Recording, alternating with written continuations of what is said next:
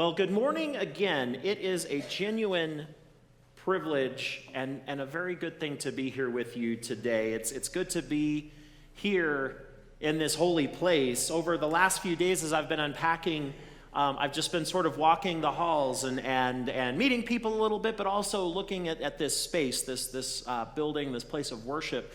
And if you don't know by now, and you probably do, I grew up here. And so as I walked around, it was kind of this cool mix of very familiar and different, of things that I would have known right away that I haven't seen in years, and things that have changed. That's what you want in a church, right? Is some rootedness and connectedness to the past, but also evidence of God's aliveness and God's movement.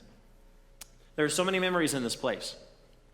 Some of the very formative experiences of my life happened right here. Actually, right in this room, or right about in the middle right there, I can remember a time at a youth lock-in, and we were playing Capture the Flag or some other kind of game where you are supposed to run if you're in the wrong people's territory or you'll get tagged. And I was right out in the narthex, and I was caught. I was in the bad territory, and there was no way out except, now, Dara, don't listen to, just cover your ears for a few minutes about this part. You were not supposed to play these games here in the sanctuary, but I was caught. So I ran into the sanctuary really fast at full speed, running through the sanctuary, and I don't know what you would call these pieces of furniture right here. Those big square tables, flower stands, or today they're kind of communion stands. What I know is they are made of hardwood, and by hardwood, I mean they're made of hard wood.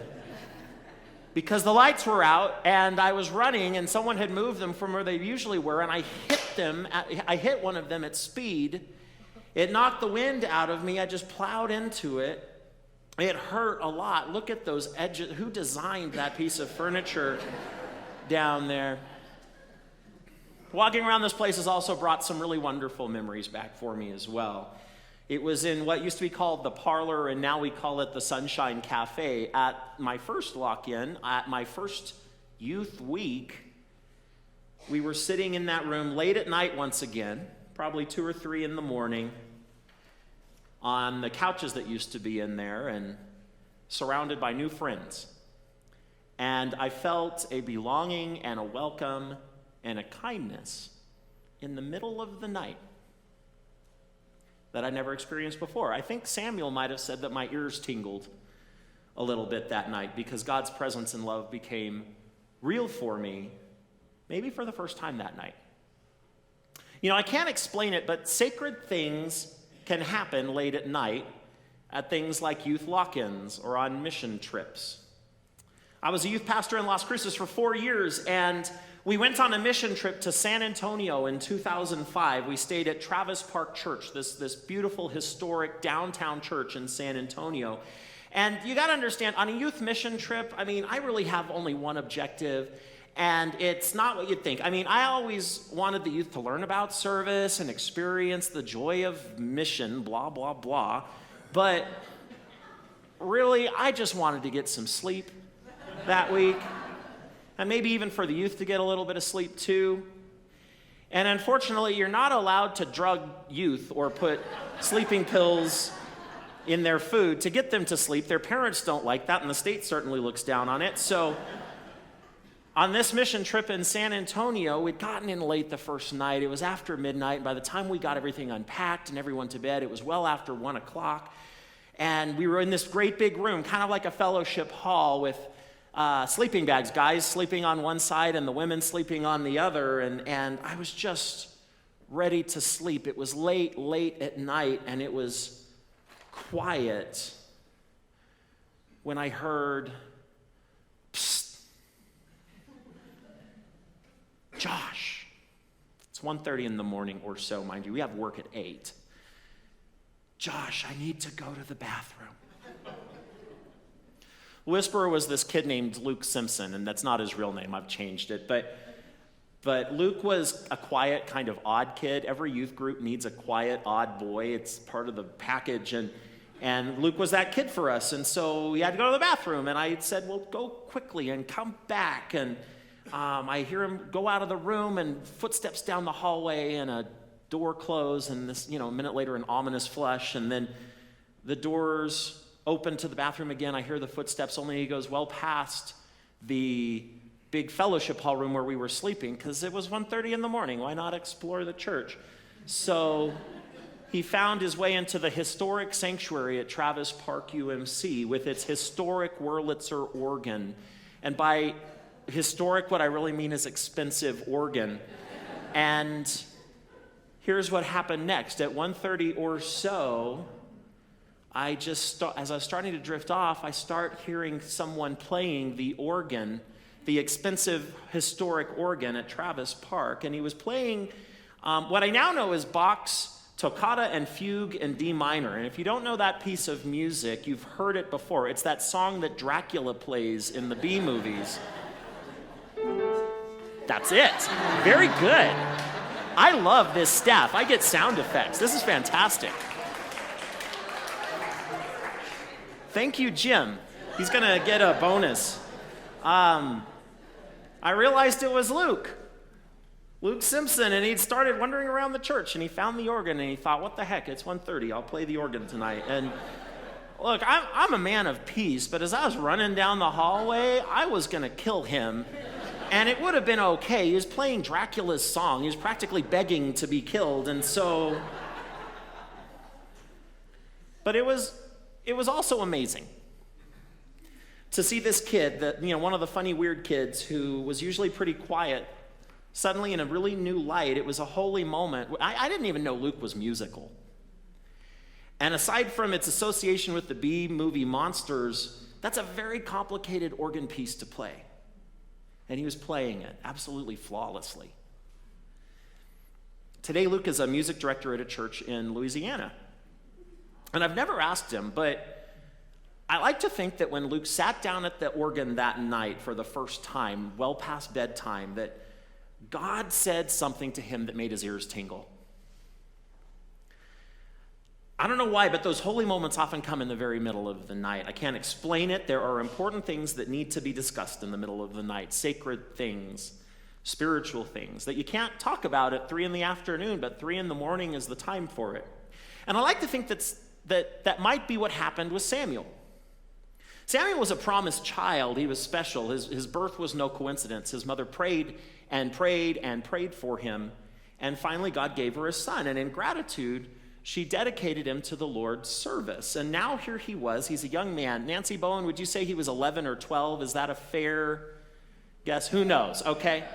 We're going to go with that. He was 11 or 12, and he was being mentored by a man named Eli. So on this night, he's sleeping in the tabernacle where the Israelites worship the Lord, which I know sounds strange to sleep in that place, but a lot of people believe that if you wanted to receive a vision from your local god or goddess, that you would sleep in their place of worship, and they might send you a vision in a dream. This is where we get our time-honored tradition of sleeping in church. And I just arrived here, but I bet some of you are practitioners of that form of spirituality. So if you fall asleep in church, it's okay. Don't be embarrassed. Just say, I was looking for a vision from God. Just own it. So Samuel hears a voice calling him. And you heard Matt read it. There's a little bit of back and forth, and he thinks it's Eli. He goes, and Eli's like, no, go back to bed. Stop playing the organ. And happens a couple more times. And finally, Eli catches on and says, next time you hear this voice, say, speak, Lord, your servant is listening. Speak, Lord, your servant is listening. Which makes me wonder, are we listening? I mean, I know it's easy to feel as though the word of the Lord is rare in our time, much as Samuel's. I know it's easy to wonder if God has gone quiet, or maybe God has turned God's back on us, or God's grown distant. But it's worth asking, are we listening? You know, we're the people called Methodists. We're the people who articulate the idea of prevenient grace. It's like this North Star of a promise. It's always there. It's always sure that God is here. God's promises can be discerned if we listen. We are the people who believe that from the very beginning, God has been fully present to everyone, everywhere. in this world. And God is still with us because God's Spirit hovers over the face of the earth and in and through us all. It's just a matter of discerning that voice, that Spirit. It's like what Paul says in 1 Corinthians 2, and he's quoting the prophet Isaiah when he says, God has prepared things for those who love him that no eye has seen or ear has heard, or that haven't crossed the mind of any human being. That's not happening for Eli in the text. I wonder about that sometimes. I think, Eli, there's this whole family history going into this story of wrongdoing and some really bad things. And I just wonder if maybe God just said, I have nothing to say to you right now, to Eli. So for whatever reason, Eli isn't hearing the voice of the Lord. His vision is failing. But Samuel, in some mysterious way, even before he understands it, he can perceive God's presence, even from the dreamy depths of sleep. And Eli helps him to understand. Eli isn't hearing the voice, but he knows what it is, and he tells Samuel, when it calls to you, just respond to it and say to the voice, I'm here, I'm listening, Lord, and see what happens in the dark, in the night. Maybe something will happen. Which leads me to ask, aren't you grateful for the people in your own life who guided you and shepherded you to respond to that voice? You don't need to name them out loud, but hold those people in your heart for just a moment, those people who shepherded you to hear the voice of the Lord, whoever they are. I know I'm grateful for those people. Some of you are those people. Friends that God brought to help me perceive. One of those people was this woman that I met at the food court at the mall across the street, and at the time she had this very 90s perm who, at the end of a youth scavenger hunt we were doing there, she recognized that my brother and I were new in the youth group here at St. John's, and she stopped what she was doing during a busy time to get our contact info so that we could become part of the group too, because she was the youth director here at the time. And now 28 years later, thanks to her kindness and care over the years, Dara Bell is one of my dearest friends. One of those people was Jeanette Reese for me, who was a volunteer with the youth for years. And Jeanette was always the kind of volunteer who would find the wallflowers, the quiet ones. There was a period of time where I was one of those wallflowers, and she would always check in on me. Beyond St. John's, Gorton Smith, a retired pastor in our conference, was an Eli for me, a pastor, the pastor who first hired me, who let me be the youth director at his church, the church where Luke Simpson went to church, who snuck in to play the historic and expensive organ at Travis Park. And moments like that helped me perceive a calling, which brought me to seminary, which brought me to ordained ministry, which brought me here to you. And there are so many people, parents and family and friends, professors, teachers, who help us to perceive God's voice when it's calling. And that brings us to today, where I am here to tell you that indeed God can still speak. The voice of the Lord is not rare. God can still do things that makes our ears tingle. It's a very interesting word. I love that it was tingle, or some translations might say shudder. Our ears are there to hear words and language and understand, or to hear the world around us, or to hear the beauty of music. And that's all a gift, and yet God does that and does more, makes our ears tingle. That's hard to define, and yet that's what God does. God calls us. God calls you. God calls our church. God calls, and we can respond to it. Maybe that's the work of ministry. We talk sometimes about faith sharing as if it's some product that we have and we can give it to others who don't have it. If you pray this prayer, you can have some Jesus too. Or I think it's possible that just helping people hear the voice that's already there and to perceive that tingling that they can't quite articulate. That's the work of ministry. Anne Lamott writes, if I were to begin practicing the presence of God for the first time today, it would help to begin by admitting the three most terrible truths of our existence: that we are so ruined and so loved and in charge of so little. She could have been talking about Samuel and Eli. She's certainly talking about us. I want to be in charge of a lot. I'd be good at it. If God would just let me be God for a little while, I'd really clean this world up. That or I'd probably blow it up by accident or something, you know. So maybe it's enough to just trust in that inferred promise that God will call my name, that God will call your name. And our ears will tingle, and we'll know that the word of the Lord is not so rare. It's everywhere. It's right here in this place. It's in the world around us, and it can be heard and perceived and treasured, and it can be followed. So let us pray.